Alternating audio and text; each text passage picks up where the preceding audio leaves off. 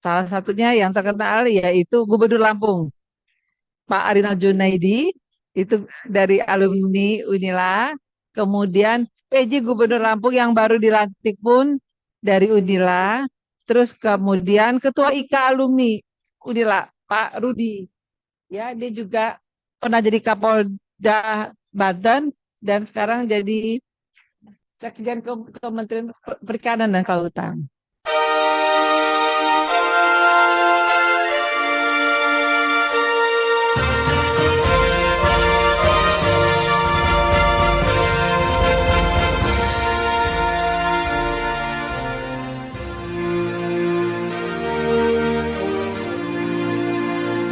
Bersama saya Bambang Sadono di kanal Inspirasi untuk Bangsa. Mudah-mudahan kanal ini selalu bisa memberi inspirasi, motivasi, dan edukasi.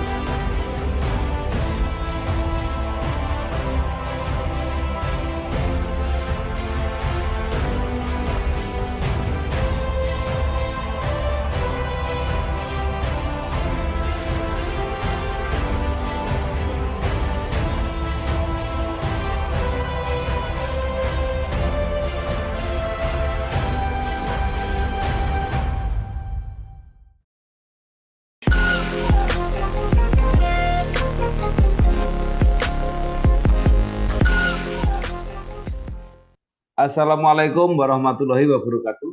Waalaikumsalam warahmatullahi wabarakatuh.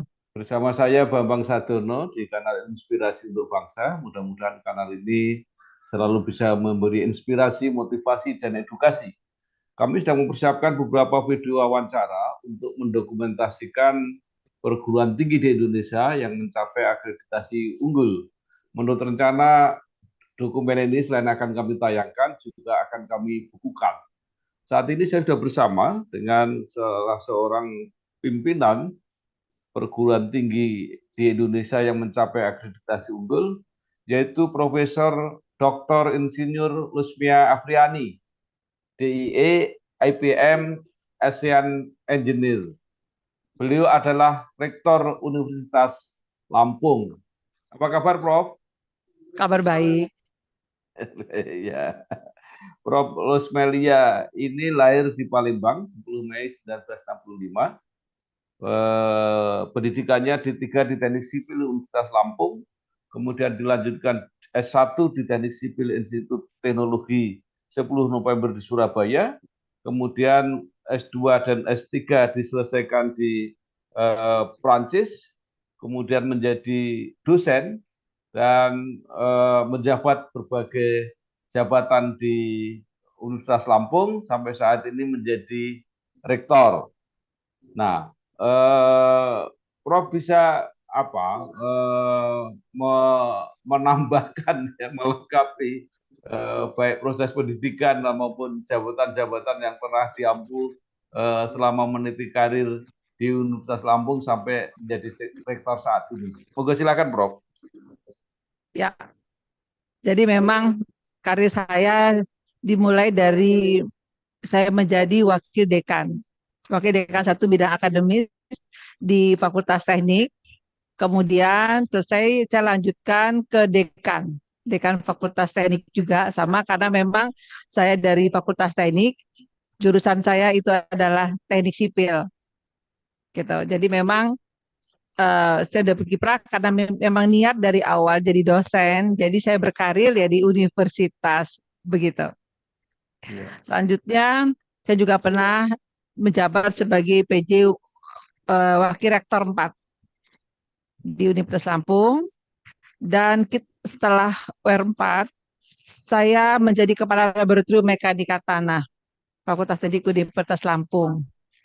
Dan disitulah karena selama ini dari pulang sekolah, jadi saya pulang sekolah itu tahun 2004, 2005 saya sudah mulai menjabat. Jadi di tahun 2014 sampai dengan 2020, 6 tahun saya di Laboratorium Mekanika Tanah. Nah, di lab itulah saya banyak melakukan penelitian-penelitian mengenai tanah yang ada di Provinsi Lampung.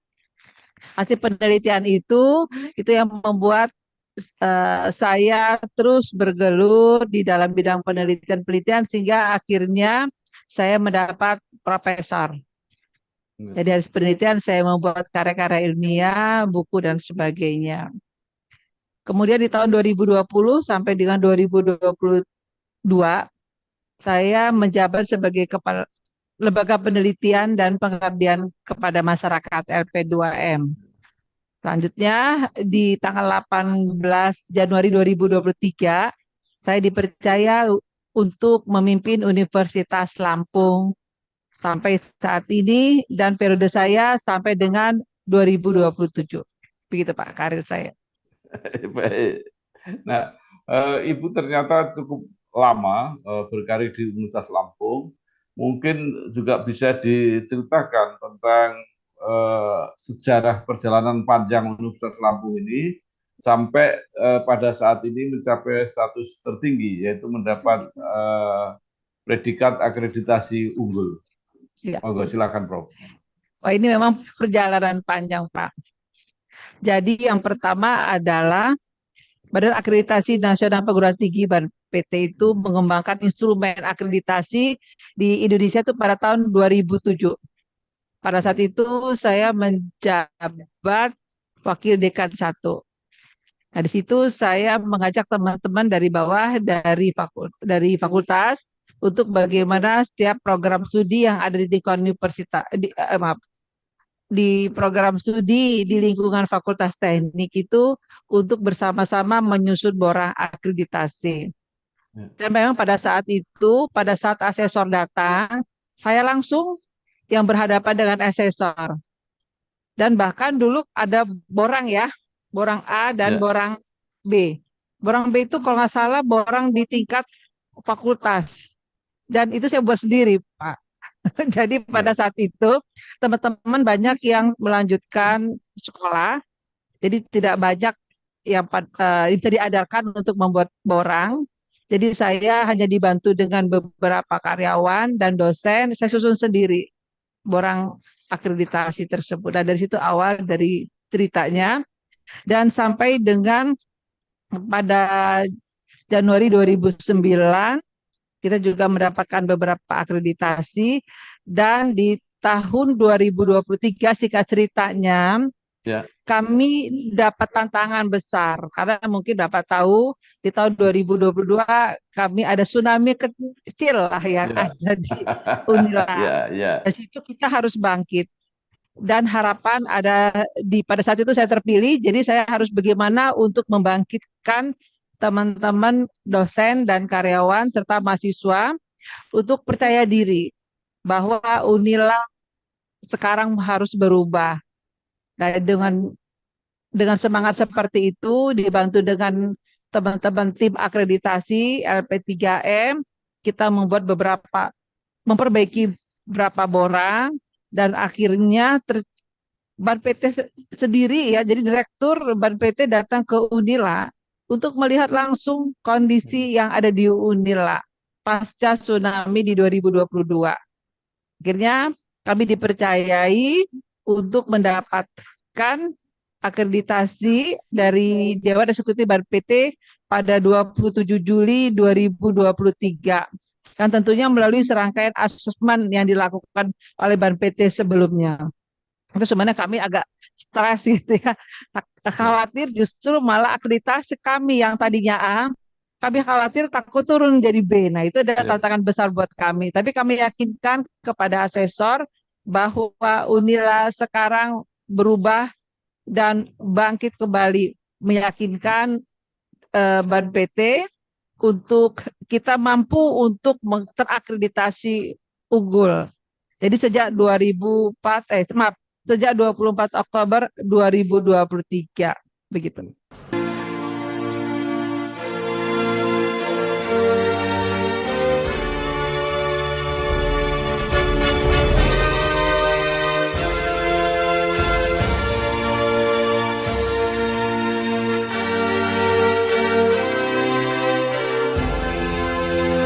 Ya, jadi ini akreditasi unggul dalam kurun waktu 5 tahun, Prof.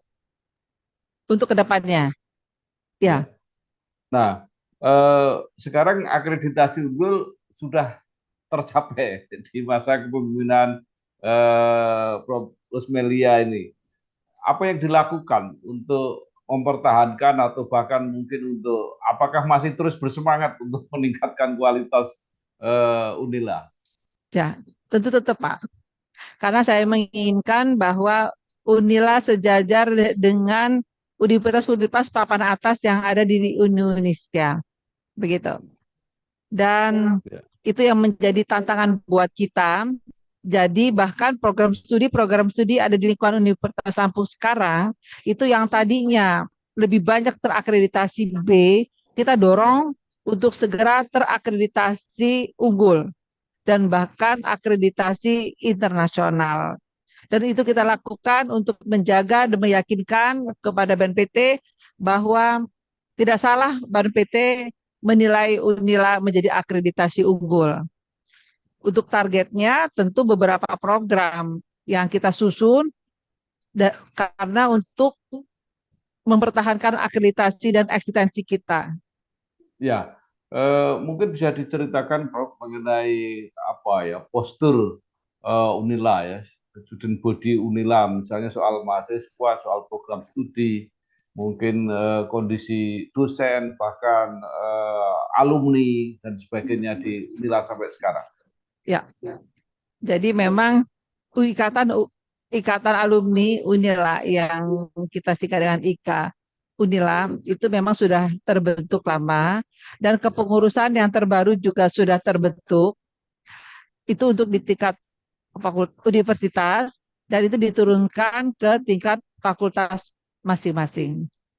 Jadi peran alumni bukan hanya sebagai sebuah perkumpulan biasa, tetapi dia punya peranan penting terhadap lulusan dan bahkan yang akan lulus. Jadi begini, contohnya Fakultas Hukum.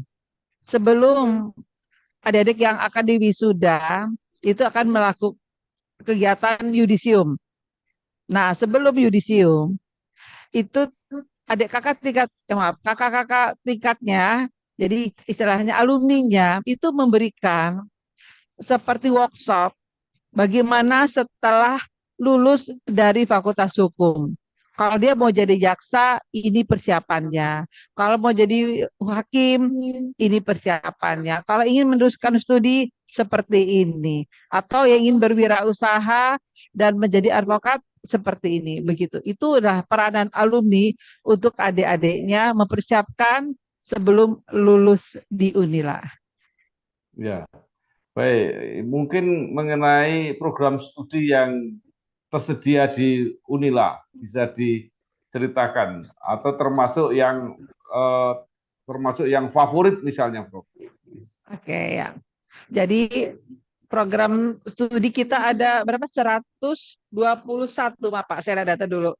Ya, 121 program studi yang terdiri dari 8 fakultas.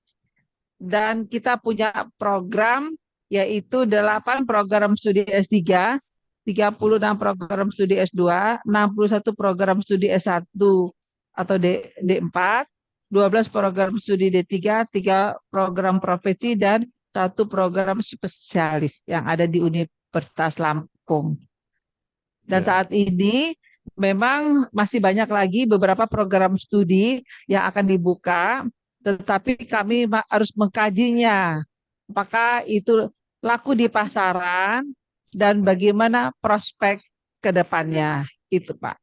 kalau yang selama ini yang banyak peminatnya program studi apa di Unila, Prof? Sama seperti universitas lain, yang paling banyaknya itu ialah kita ada beberapa 10 ya Pak ya yang berpeminat yang banyak. Yang pertama itu adalah program studi kedokteran, Hmm. kemudian farmasi, fakultas ekonomi dan bisnis, kemudian fakultas hukum, ada lagi teknik informatika, kemudian ada teknik sipil. Kalau dalam FKIP ada pendidikan bahasa Inggris, kemudian ada divisi yaitu ilmu komunikasi. Itu yang terbanyak. Kalau kedokteran paling paling banyak, Pak.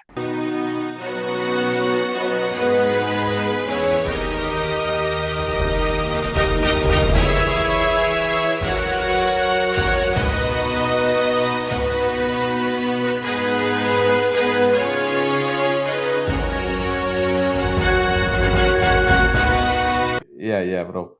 Ya. Nah, Unila institusi mendapat akreditasi unggul. Kalau bagi masyarakat, apa yang bisa dilihat atau dirasakan bahwa Unila itu akreditasinya unggul, Prof? Pertama, dalam bidang dalam penelitian kita banyak mendapatkan hibah-hibah penelitian dari eksternal. Kita juga berperan aktif dalam GDRK dan mengajak anak-anak ber-MBKM. Kedua, kita dilihat dari pendidikannya, Pak.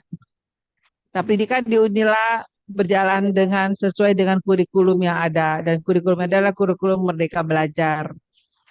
Kemudian terlihat dari peminatannya. Ya. Kepeminatan setiap tahun meningkat. Tahun kemarin itu peningkatannya dari tahun sebelumnya 18%. Peningkatan calon mahasiswa yang ingin kuliah di Unila. Dan tahun ini pendaftarannya naik mencapai 32%, Pak. Nah, disitulah artinya kepercayaan masyarakat luas dengan Unila dengan melihat akreditasinya. Baik, Prof. Nah, kalau dilihat dari capaian prestasi baik di tingkat nasional atau mungkin bahkan internasional, apa saja yang bisa diceritakan di Unila, Prof?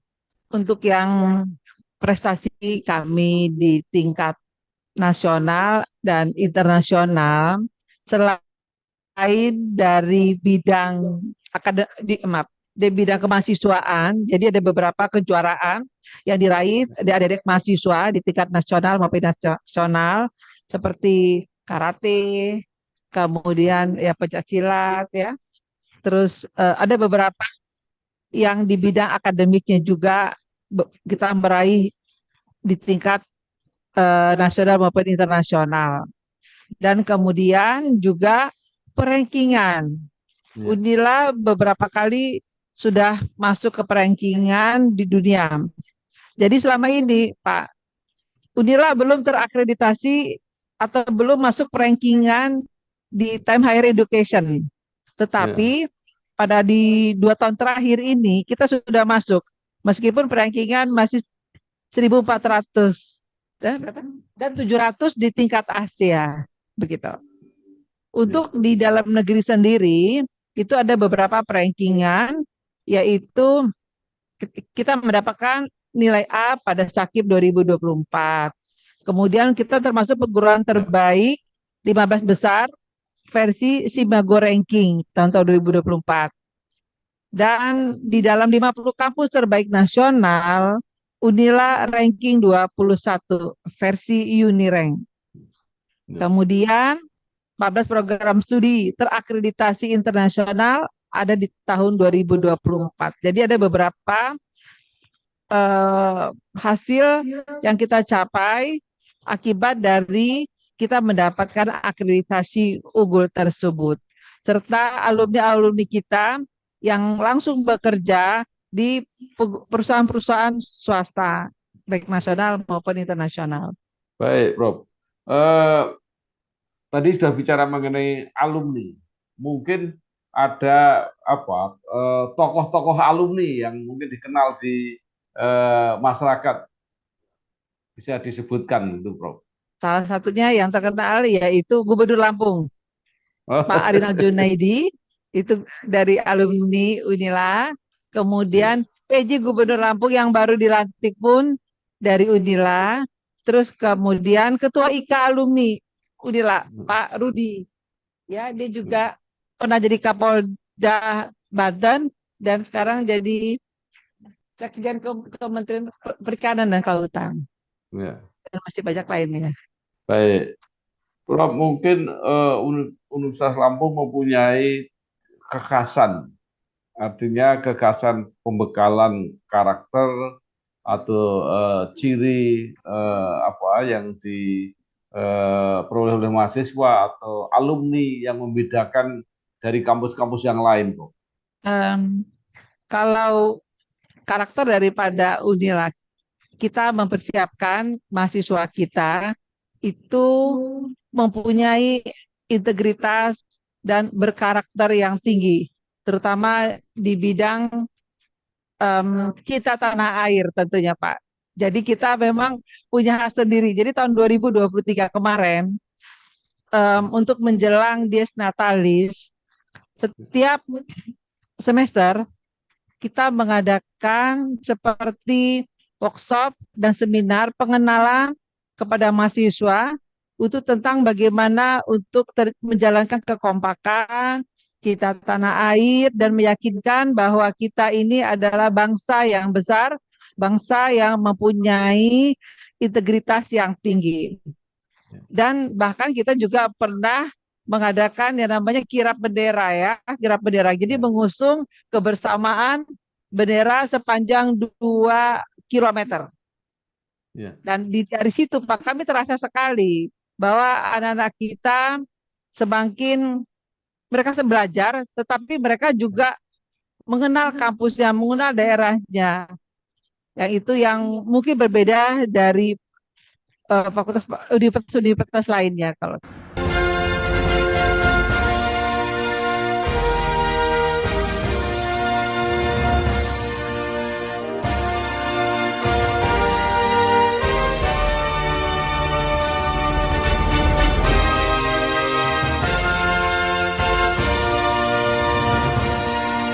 Apakah yang belajar di Unila ini terbatas hanya dari lingkungan di Provinsi Lampung, ataukah juga ada mahasiswa yang datang dari tempat-tempat lain, Bro? Jadi gini, Uni Lampung itu adalah gerbangnya Sumatera. Dan apalagi pemerintah telah membangun jalan tol, ada pelabuhan eksekutif Bakahuni, kemudian diperluasnya lapangan terbang ya, jadi penerbangan yang sangat banyak dari Jakarta ke Lampung, dari Lampung ke daerah lainnya, dan itu sangat berperan besar terhadap peminat yang datang ataupun yang ingin kuliah di Unila, begitu. Itu yang menjadikan Unila menambah peminatnya dan meyakinkan orang tuanya menyekolahkan putra-putrinya di Unila. Iya, baik. Nah, kita bangsa Indonesia ini punya mimpi besar untuk mencapai Indonesia Emas 2045, Bro. Nah, salah satu tulang punggungnya adalah penyiapan SDM. Nah, mungkin apa yang diprogramkan di Unila untuk ikut menyiapkan SDM dalam menyongsong 2045 Indonesia Emas, Bro? Ya, mungkin ini belum saya ceritakan, Pak. Ya. Unila punya tagline sendiri, yaitu Be Strong. Dan Be Strong ini bukannya sebagai namanya saja, tetapi setiap huruf itu punya arti. Nah, Be Strong inilah salah satu untuk menunjang bagaimana pendidikan di Unila ini mempersiapkan anak-anaknya untuk mencapai Indonesia Emas 2024. Nah, Be Strong B itu adalah diartikan sebagai bisnis sektor, finance, investment, and asset. Dan artinya pengelolaan keuangan dan aset yang dengan baik untuk menjamin kelangsungan pendidikan. Jadi tidak tergantung hanya dengan UKT, tetapi kita juga pemanfaatan aset bisnis untuk profit demi pengembangan lembaga, kesejahteraan dosen dan karyawan, serta peningkatan kerjasama riset. Begitu. Dan E itu juga kita punya arti, Pak. E itu adalah Empowerment of Human Resources. Artinya peningkatan kualitas sumber daya manusia, baik mahasiswa, dosen, maupun karyawan. Dengan fasilitas terbaik untuk meningkatkan kemahasiswaan menuju mahasiswa yang kompetitif. Begitu. Jadi memang ini sangat menarik, Pak. Be Strong. S-nya juga ada Service for Community. Yaitu mengabdi kepada masyarakat melalui implementasi ilmu pengetahuan, teknologi, dan seni. Termasuk juga pemberdayaan masyarakat dan layanan inklusif bagi penyandang disabilitas. Itulah persiapan Unila untuk menyongsong Indonesia Emas 2024. T itu adalah teaching, pengembangan kurikulum Pak, yang terus adaptif terhadap perubahan global, serta integrasi dunia bisnis dan industri dalam lingkungan pembelajaran. Ini sangat menarik memang. Ada R, ada research-nya, itu penyelenggaraan penelitian inovatif dan integratif di level nasional maupun internasional. Ada juga O, adalah organizational partnership, kerjasama produktif dan berkelanjutan dengan lembaga lokal, nasional, dan internasional, serta optimalisasi sumber penerimaan mahasiswa baru. Ada network infrastruktur, dan terakhir good university government. Dan dengan semangat be strong itu, kita yakin bahwa Unila bisa mengatakan putra-putri terbaiknya untuk menyongsong Indonesia Emas 2024. Baik, Prof. Tadi menarik ada yang dikemukakan Ibu Rektor ini mengenai tidak tergantung pada UKT. Nah, beberapa waktu yang lalu terjadi protes di berbagai perguruan tinggi negeri menyangkut mengenai UKT. Nah, mungkin bisa diceritakan apakah ini juga terjadi di Unila? Unila tidak menaikkan UKT, Pak. Karena kita tahu kondisi yang saat ini pasca COVID itu memang susah untuk mengembalikan cara normal. Jadi kita menetapkan UKT sama dengan tahun yang lalu. Dan kita kan tadi saya bilang tadi di B kita ada bisnis tadi adalah pengelolaan keuangan dan aset dengan baik, Pak. Jadi kita mengelola keuangan kita sebaik mungkin, semaksimal mungkin, dan kan kita punya aset. Dan aset itu adalah pemanfaatan aset bisnis untuk profit demi pengembangan lembaga.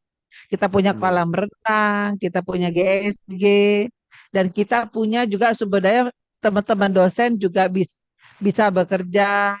Bekerja maksudnya bukan bekerja di luar, tetapi melakukan kerjasama bidang penelitian dan sebagainya.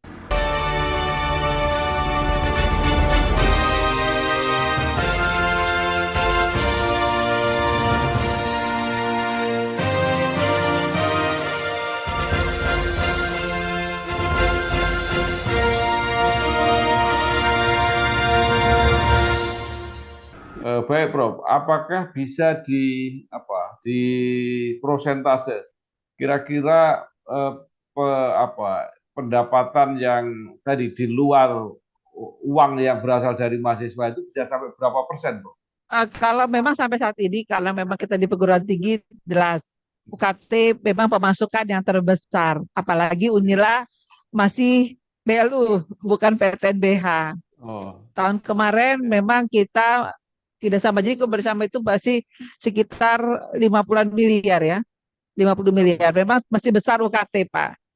Tetapi itu yang bisa menunjang kita meyakinkan bahwa aset yang ada di Unila bisa menutupi kebutuhan yang ada di Unila. Jadi tidak perlu menaikkan adanya UKT di tahun 2024. Ya, baik. Baik. Terakhir, Prof. Ada informasi bahwa akreditasi unggul ini akan dievaluasi kembali dan mungkin hanya diterapkan di program studi bukan di institusi. Nah, nanti tahun mulai 2025 akreditasi unggul itu rencana akan ditiadakan. Nah, apa yang sumbangan pemikiran dari Unila, karena pasti ada dampak positif dari akreditasi ini, dan apa kerugiannya kalau itu nanti dihilangkan? Monggo, Bro. Sebenarnya status akreditasi unggul perguruan tinggi bukan dihapuskan atau bukan ditiadakan, tapi program perguruan tinggi dengan akreditasi unggul tetap diakui sampai habis masa berlakunya. Jadi bahkan bisa diperpanjang status akreditasinya berdasarkan peraturan perguruan tinggi Badan Akreditasi Nasional Perguruan Tinggi itu nomor 5 tahun 2024 tentang instrumen pemantauan dan evaluasi mutu perguruan tinggi untuk perpanjangan status akreditasi melalui mekanisme otomatis dan syarat memenuhi skor adanya 15 indikator yang ditetapkan oleh BAN PT dalam peraturan tersebut. Nah, jadi memang saran Unila juga kepada Ban PT, kami berharap dan terus berupaya mendorong perguruan tinggi menjadi penyelenggara pendidikan bermutu melalui mekanisme pemantauan dan evaluasi mutu perguruan tinggi yang semakin humanis, kredibel, dan mengedepankan prinsip-prinsip continual improvement bagi perguruan tinggi. Dan kita menghadapinya itu tergantung daripada nanti hasil daripada Ban PT. Karena kalau kita ini kan di perguruan tinggi negeri, tentu berkomitmen terus untuk menjaga bahwa kita melakukan pendidikan, pengabdian kepada masyarakat, terus berjalan seperti yang ada di borang-borang akreditasi tersebut. Karena nanti kan ada yang terakreditasi dan ada yang tidak terakreditasi. Tapi kita menjaga. Ya. Baik, terima kasih sekali Profesor Dr. Insinyur Rusmelia Afriani, Rektor Universitas Lampung, yang telah menyampaikan banyak hal. Mudah-mudahan ini membantu masyarakat untuk mendapatkan informasi, dan baik yang akan bekerja sama dengan Universitas Lampung maupun para calon mahasiswa Universitas Lampung, mudah-mudahan tercerahkan dan terus meningkatkan tadi kualitasnya dalam menyongsong Indonesia Emas 2045. Sekali lagi terima kasih, Prof. Wassalamualaikum warahmatullahi wabarakatuh. Waalaikumsalam warahmatullahi wabarakatuh.